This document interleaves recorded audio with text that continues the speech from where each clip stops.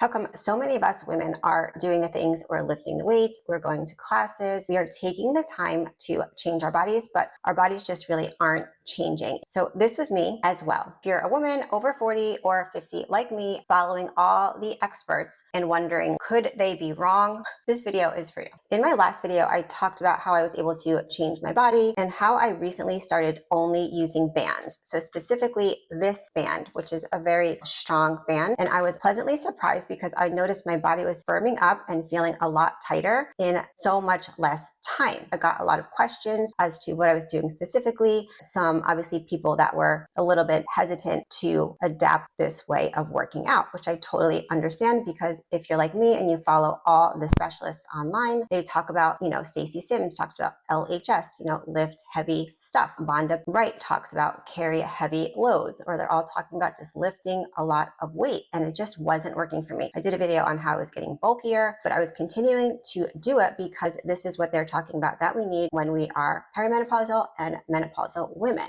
So honestly, I feel like this is the missing link that so many of us were looking for. I keep wanting to share what I'm finding as I continue on the research of this type of training, variable resistance training. A lot of women, we have very limited time. And that's why I feel like this band training is amazing, because you can literally do it anywhere, in the kitchen, while you're cooking, at work, on vacation, just a few minutes a day spread throughout your day. Here at home, I played with even just doing like a few minutes while I was in the kitchen waiting for my mac and cheese for the kids to boil. So that's 7 minutes while it takes for the noodles to cook, right? So I was doing 7 minutes of band training in the kitchen. And then a little bit later, I had another chunk of time, 4 or 5 minutes, waiting on a phone call. So I did more band work. And I find the results are equally as good. So this is amazing because we can just do a little band work here, a little band work here, and get better results than I was getting from all the time that I was spending with weights. So I want to break down specifically what I've learned in how to do the stronger band training to get better results, why this actually is working, and like why it's different than weights, and also why it's different than Pilates, because a lot of people, including myself,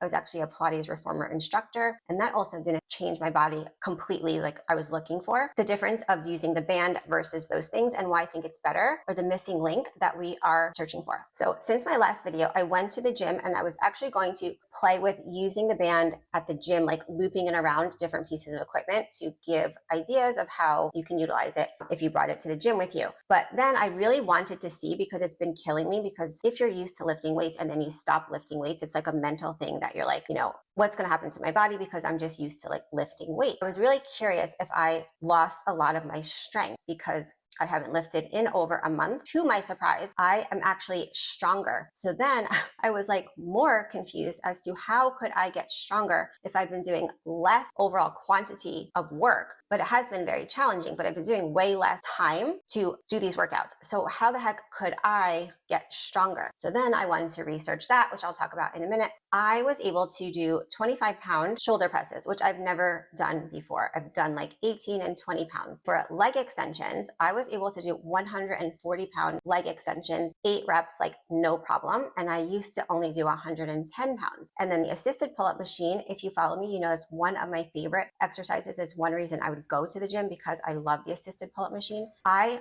used to put it on number 80. And then the higher you go, like the lower the number, the harder it is. So 80 was like my max, what I could do for my pull-ups. So I was able to put the pin on 40 pounds, which is insane. So my strength gains have been insane.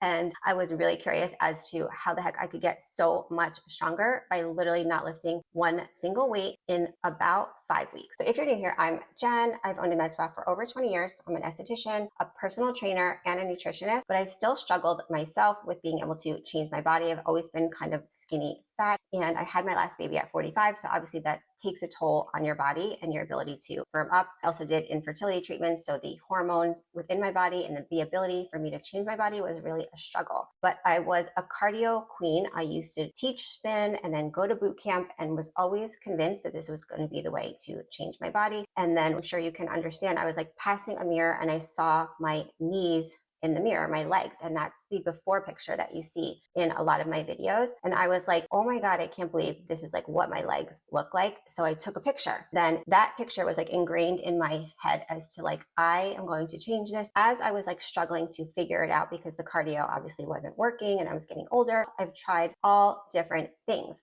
And this by far has given me the fastest results and helped me firm up my body and reduce my cellulite so much faster. So I just wanted to share it with you because I know so many women are struggling with this. And I'm sure you can understand when you see yourself in the mirror and you do not recognize that person, how badly you want to change that and feel good about yourself. So since my last video, I had a lot of questions about how and why this band method works. And of course, there's some doubts, which I totally understand because we've all been kind of brainwashed into thinking that the only way that we can build muscle and to change our bodies is through weight training. So I want to help you better explain why I think this method really works so well, especially for women over 40. So the difference between bands and weights, one of the biggest things is there's a lot of studies that this is the weakest that we are and we get stronger, almost 7 times stronger in this position. So you'll see a lot of people, if this was a heavy weight or if you were doing like a chest press or something, you'll see if the weight is really heavy, people sometimes need a spot to get started because we are weakest here at the bottom. When you're holding a weight, that limits you in the amount of weight that you can really lift, because if you are the weakest at the bottom and strongest at the top, that's just not enabling you to lift the heaviest amount of weight you really could lift unless you have,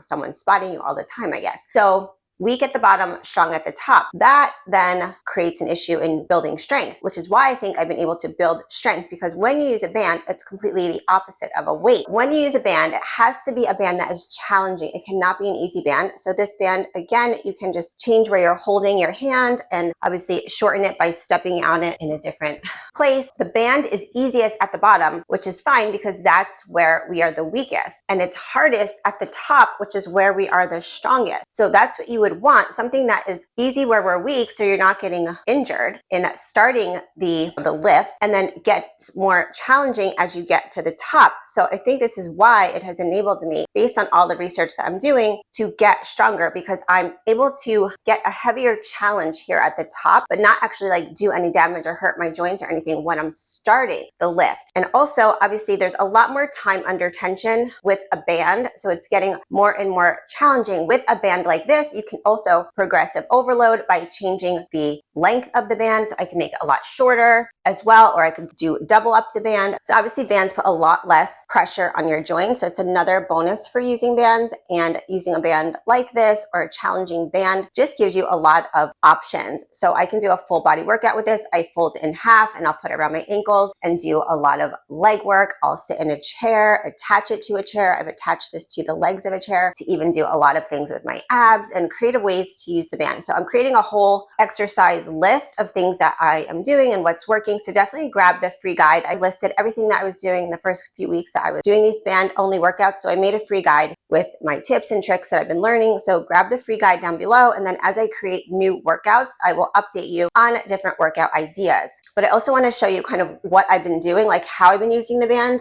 based on the research that I've learned to get better results, which has enabled me to, I think, sculpt my body faster and even get stronger. So the key for sure is you have to really challenge your muscle. It has to be challenging and you have to go to complete failure. So a lot of times in weights, you'll go to complete failure. A lot of the experts will talk about leave a couple in reserve. So go as far as you can, but know you can do a couple more reps. So leaving some in reserve is what they call it. I like to go to complete failure, complete fatigue with the band and do more volume, but it's fast. Say, for instance, for a shoulder press. Now, I've been started to use 2 bands because it's faster, but originally when I started this, I had just done 1 band, but if I do 2 bands, then I can obviously do both shoulders at the same time. What you want to do is do a full range of motion. So for me, it's around 15 reps for a shoulder press, but for everybody, it's different. Knowing that you're going to kind of do like a drop set. So you're going to do a full range of motion, then a half range of motion, then another kind of quarter rep, and then I pulse it out. So that's a lot of tension on the muscle. Honestly, this has worked for me and this has enabled me to completely really build my strength. So for instance, for a shoulder press, you're going to do, I like to do say 15 full shoulder presses. And then I would do about 8 to 10 half reps. So go from the full to the half, and then it's getting more challenging. And then I kind of will half the next rep. range. So then I would do, 4 to 6 of just quarter reps. And then when it's really kind of burning, then I do pulses. So that's how I've been doing each exercise. A full range of motion, half, a quarter rep, and burn it out. For pretty much everything, some exercises, it's harder to do that. So that's why I'm kind of creating a whole database of exercises to help you craft your own workouts. So definitely comment down below if you have any questions specifically, but this has been really a game changer, and it actually challenges my heart a lot more. It enables me to really stabilize my whole body, my core, while I'm utilizing the band. So a lot of you do Pilates. I've done Pilates. Obviously, I have a reformer in the back. I've been a Pilates instructor in the past, and it's just a different tension on your muscle. Pilates reformers use a spring, so the tension on your muscle is just definitely different than using a stronger band. So I would just say try it. Don't give up Pilates if you love it, but if your bodies are not changing the way that you want them to change, it might not be enough tension on the muscle for a long enough period of time. So incorporating band work, even a few days a week, you're probably going to see better changes in firming up your body, in helping to reduce your problem areas, your cellulite, your skin laxity, because it's increasing that more blood flow and circulation to those problem areas. So I did find that doing the fascia sculpting also just really helps, because I've been doing a lot of studying on fascia work, on fascia release and posture specifically. So a lot of times we have issues with our faces drooping, our knees having more cellulite because of the way that we're standing and sitting all day. So releasing the fascia through blood flow and circulation is amazing with the band work. And then I feel like getting faster results because you're increasing the blood flow and circulation more, utilizing a tool and really getting in there to break up the fascia adhesions. So that's what cellulite is. You can be super skinny and have cellulite. The fascia adhesions are basically the dimpling that you see in your skin that's pulling your skin down. So you want to release those. And the best way to do it is through blood flow, circulation, and manipulating the tissue. So I did a whole guide on specifically like what I do, but I'll go over it really quick here and then grab the guide for more instructions so you can kind of follow along and do it at home. But you need 3 things specifically to release the fascia adhesions to help with your cellulite. And if you can incorporate hot and cold, that's amazing as well. So I use these thermal stones. I use them here in my facials. You can make one hot, you can make one cold, and warm up the tissue prior. After you do the treatment, then you can make them cold, just dip them in hot water or cold water, and then go back over the area to really firm up the skin with the cold temperature. And these are good because you can get into different fascia, things that are stuck on the face, on the body, or you can utilize, if you have a tool like this, then utilize the bigger nubs here to also get into the fascia adhesions deeper. You need pressure, pull, and shear. So proven by science to help break up the fascia, to break up your cellulite, to smooth out the skin. Pressure and pull help your body create more collagen and elastin. Now, the shearing helps your body to produce its own hyaluron, which is basically hyaluronic acid within your body. Basically able to produce your own hyaluronic acid within your body, which is then really lubricating your skin from the inside. So when your skin is more lubricated and hydrated from the inside, it's going to look smoother and more youthful. For pressure and pull, depending on the area that you're doing, say for instance, when I was doing my leg here, I would kind of hold the skin tight and then do like a pressure type of movement. So you want to kind of dig down, which is why I like this type of tool, because it's not super aggressive and doesn't bruise me. Like those fascia blasters completely bruise me, and then I'm walking around with bruises. That's annoying. I call this strumming in my protocol. You want to kind of hold the skin and pull it and really kind of get in there to start to break up the fascia. Now for the pull specifically, when I do my treatments here, I would always do this kind of circle and lift movement. So it's enabling me to kind of get more pressure into the area and then kind of do a lifting at the same time. So you kind of do I do little circle lifts, circulifts, I call them. So circles and lifting at the same time. For the shearing, I always like to address the problem areas, like on my clients here at work, from different depths and from different angles. So think of a zig, zag, and drag. So you're zigzagging across your problem area to really address the fascia, your problem area, your cellulite, your crepey skin from different depths and different angles. When I was doing my knees here, I would do this zigzag and drag method to really break up the cellulite and help to tighten the skin. It's just a few minutes per area is all I was doing. I was doing arms, so strumming, circle lifts, and then zig, zag, and drag. And honestly, I have a ton of clients here in my facial business and women that I've coached that get results really, really quickly. You just have to be consistent. Leave it next to your bed. Your skin doesn't have to be all oiled up and lubricated to do it. That's just another bonus. So you can literally do it anywhere. Do it in the car, do it at work, do it when you're on a phone call. Let me know, give it a try, and let me know what you think. So I mentioned in my last video, I'm still very aware of my steps. So I try and get 10,000 to 15,000 steps every single day. And I switched from long cardio sessions about a year ago to the Stacy Sims sit training that she talks a lot about. And if you have any tips or tricks that work for you, definitely put them down below so that we can all help each other on this journey to firm up over 40. I also have a bunch of other videos on products that I like recently that I tried that are really inexpensive, other skin firming tips, and a bunch of other free guides down below. I really love to help women age with confidence and strength. So whatever I find is working, I like to share it with you and share with me what you think is working for you so we can all help each other on this journey. I'll see you in the next one.